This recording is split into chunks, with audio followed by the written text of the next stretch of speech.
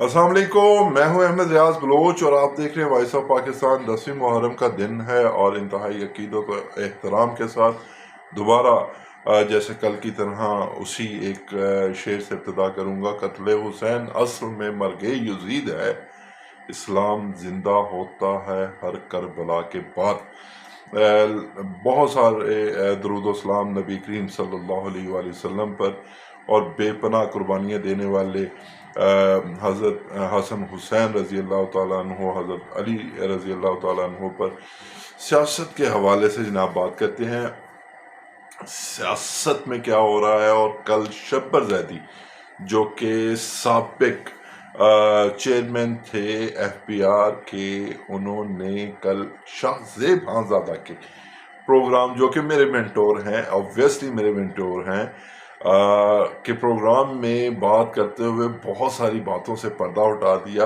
और उनकी जो बातें डिफरेंट क्लिप्स की सूरत में इस टाइम पे मंजर आम पे हैं और न्यूज़ चैनल्स की हेडलाइंस भी बनी हैं, मुख्तलिफ अखबारात की जीनत भी बनी है। उसमें सिर्फ एक पहलू दिखाया जा रहा है और वो ये कि तहरीक इंसाफ के जो साबिक वज़ीर थे, जो तहरीक इंसाफ से ताल्लुक़ रखते थे, शहजाद साहब, वो उन्होंने बाकायदा तौर पे जो लीगी कारकुनान हैं या लीगी रहनुमा हैं, उनके अकाउंट्स के हवाले से बड़ी बातें शातें पूछते रहे और सोफे पे बैठ के और ये वो, यार वो सारा कुछ आपने सुन ही लिया होगा। बात का मकसद ये है कि जब मैंने अपने मेंटोर साहब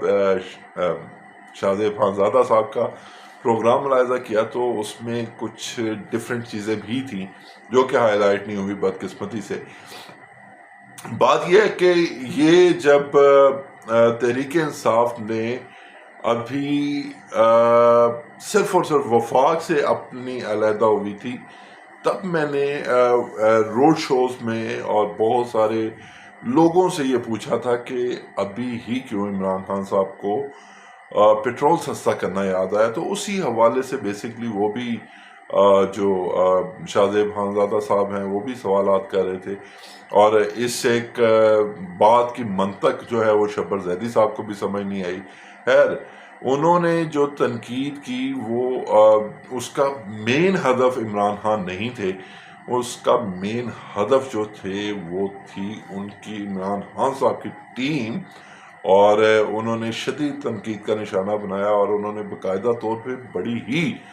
मुस्तनद बातें भी की। हमारा मसला ये है कि हम लोग जो है, जैसे मैंने पिछली वीडियो में भी वीलॉग में भी आपसे गुजारिश की थी कि हम लोग बहुत जल्दी जजमेंटल हो जाते हैं और जजमेंटल होने की वजह से हम लोग चीज़ों का सही तरह मुआवजा नहीं कर पाते।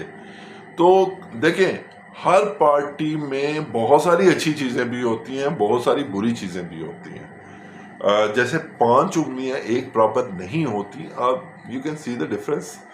तो वैसे ही किसी भी पार्टी को दूध का धुला कह देना मतलब मुनासिब नहीं होगा। कोई फरिश्तों की जमात तो है नहीं, सियासी जमातें हैं ना जी। तो बात यह है कि अब मामला ये है कि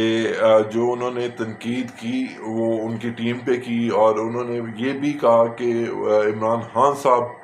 एक चीज़ पे जो है वो रिजेक्ट थे कि हम IMF के पास नहीं जाएंगे, लेकिन बिलाहिर उन्हें जाना पड़ा। और उन्होंने बाकायदा तौर पे ये भी बताया कि जब वज़ीर आज़म लेवल पे बात आती है, वज़ीर आज़म IMF के मुज़ाकरात में आता है, तो दैट्स मीन कि आपके माफ़ कीजिएगा, आपके फाइनेंस मिनिस्टर जो हैं वो हार चुके होते हैं या उनकी पूरी टीम हार चुकी होती है। तो अच्छा, मामला अब ये है कि एक तो शब्बर जैदी साहब ने जो इंकशाफात किए उसमें उन्होंने ऑल्दो के बकौल जो मतलब मेंटोर हैं मेरे, उनके बकौल कि वो सॉफ्ट कॉर्नर रखते हैं, शाहजेब खानज़ादा के बकौल वो सॉफ्ट कॉर्नर रखते हैं शब्बर जैदी किसके लिए, इमरान खान के लिए। तो उनके बकौल यही बात थी कि इमरान खान साहब चाहते थे कि ये चीज़ें सही होती रहें और उन्हें 6.8 के करीब जो है وہ گروتھ لیول چاہیے تھا تو اگلے انتخابات میں جانے کے لیے. اور اس بات سے کون مطلب ذی شعور آدمی ڈس ایگری کر سکتا ہے کہ جب ان سے حکومت لی گئی یا ووٹ آف نو کانفیڈنس کے ذریعے پی ڈی ایم کی جماعتیں حکومت میں آئیں تو اس وقت معاشی معاملات تو بہت خراب تھے, اور اسی لیے عمران خان صاحب خود اس چیز کو ایگری کرتے تھے کہ جناب میں تو لوگوں میں جانے کے قابل نہ رہتا اگر ایسے ہی چلتے رہتے. تو اب انہیں ایک وے آف ایگزٹ یعنی کہ ان کو نکلنے کا راستہ مل گیا, پھر لوگوں کی سمپتھی حاصل ہو گئی. اور میرے جیسے بڑے نکمے صحافی, خیر میرے جیسے تو بالکل بھی نہیں ہے, میں نکما صحافی ہوں, لیکن بہت ہی جو تگڑے صحافی ہیں ماضی کے, اور انہوں نے بہت کچھ دیکھا اپنی زندہ آنکھوں سے, اور ان کا تجربہ میرے سے کئی گنا زیادہ ہے. ان کی مطلب باتیں کل میں سن رہا تھا, میں نام نہیں لیتا کسی کا, کل میں باتیں ان کی سن رہا تھا تو میں یقین کریں میری آنکھیں کھلی کی کھلی رہ گئی. وہ باتیں تھیں, وہ چیف آف آرمی اسٹاف کے ساتھ تحریک انصاف کے چیئرمین عمران خان صاحب کی ملاقات کے حوالے سے, اور انہوں نے بڑا یہ بات کی کہ جناب وہ ملاقات پہ جب میں نے اسلام آباد فون کیا تو انہوں نے کہا جی کہ بھی وہ تو ایبسلوٹلی ناٹ, اور پھر انہوں نے کہا جی کہ بھی ان کا تو مقصد ہی ملک کے ٹوٹے کر دینا تھا. اگر ٹوٹے ہی مقصد ہوتا جناب تو یقینی طور پہ وہ اس ٹائم پہ ادھر نہ ہوتے. اور آپ تنقید کریں, سرکار کریں, ضرور کریں تنقید, لیکن خدارا ایسی تنقید نہ کریں کہ مطلب کسی کو, اب دیکھیں نا یہ مسئلہ جیسے پاکستان میں ہر کسی کو یہ ثابت کرنا پڑتا ہے کہ میں ایک اچھا مسلمان ہوں یا نہیں ہوں, ویسے ہی یہ بھی ثابت کرنا پڑتا ہے کہ میں اچھا پاکستانی ہوں یا نہیں ہوں. تو یہاں پہ پاکستانیت کے اور مسلمان ہونے کے جو ڈکلیریشن ہے وہ معذرت کے ساتھ لینے پڑتے ہیں.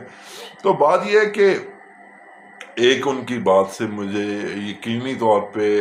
اتفاق ہے, اور وہ یہ کہ آنے والا ہفتہ جو کہ یقیناً میرا خیال میں 2 اگست سے شروع ہو رہا ہے, تو وہ ہفتہ یقیناً بہت ہی زیادہ اہم ہوگا. وہ کس حوالے سے اہم ہوگا؟ وہ اس حوالے سے اہم ہوگا جناب کہ پاکستان کی جو موجودہ گورنمنٹ ہے اس نے اب ہینڈ اوور کرنی ہے چیزیں کیئر ٹیکر سیٹ اپ کو, تو اس حوالے سے بھی اہم ہوگا. اور پھر انہوں نے کہا جی کہ بھی ایک خاتون گوگی کا نام لیا انہوں نے, اور کہا جی کہ بھی انہوں نے یو ایس اے سے لکھ کے دے دیا کہ یہی چیزیں ہیں, اور ایویڈنس فراہم کر دی ہیں خان صاحب کے حوالے سے. تو خیر یہ ان کی اپنی اطلاعات ہوں گی, میری تو نہیں ہے. اور یقینی طور پہ جب ایسے معاملات ہوتے ہیں تو کچھ جب یہ سنیریو چل رہا ہوتا ہے کہ کسی کی مطلب کریڈیبلٹی افیکٹ ہوتی ہے, تو یقینی طور پہ معاملات جو ہیں وہ دوسری ڈگر پہ چل پڑتے ہیں. تو ایسا کرنے سے احتیاط کرنی چاہیے. چونکہ میں تو ٹگے کا صحافی نہیں ہوں, وہ تو ہے نا, ان کی کریڈیبلٹی پہ جو ہے وہ انگلیاں اٹھ سکتی ہیں. تو بات یہ ہے جناب کہ اگلے ہفتے میں یقینی طور پہ اونٹ کسی کروٹ میں ضرور بیٹھے گا. اور دوسری بات یہ کہ ان کے بقول کے بھی بڑی مشکل سے کچھ چند ایک ووٹ لے پائیں گے, اور بڑی ہی مشکل سے انہیں کینڈیڈیٹس ملیں گے. تو خیر اس بات سے تو یقینی طور پہ میں اطلاع کر سکتا ہوں, اور وہ اس لیے کر سکتا ہوں کہ آج سے 1.5 سال پہلے حکومت وفاق میں بیٹھی حکومت کا ایک چیئرمین اگر پارٹی کے لیے لوگ اکٹھے نہیں کر سکتا تو یقینی طور پہ اس میں دوسری جانب سے بہت زیادہ کوئی پریشر ہوگا, یا لوگوں کو جو ہے وہ اس سے طرف آنے سے روکا جاتا ہوگا یا روکا جائے گا. اور پھر انہی کے مطابق اگر میں یہ کہوں کہ اگر ایسا کچھ ہوا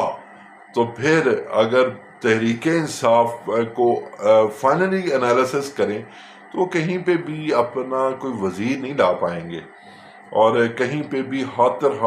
نشستیں نہیں لے پائیں گے، اور یہ بات یقینی طور پہ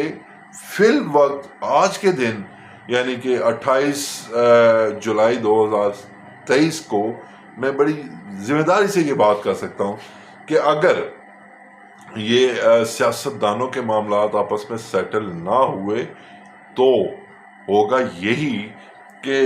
جو بھی اب کیئر ٹیکر سیٹ اپ آئے گا اس کی مطلب بائسنس پہ اب اس سے اردو میں کیا کہہ سکتے ہیں کہ ان کی جو کریڈیبلٹی ہے یا ان کا جو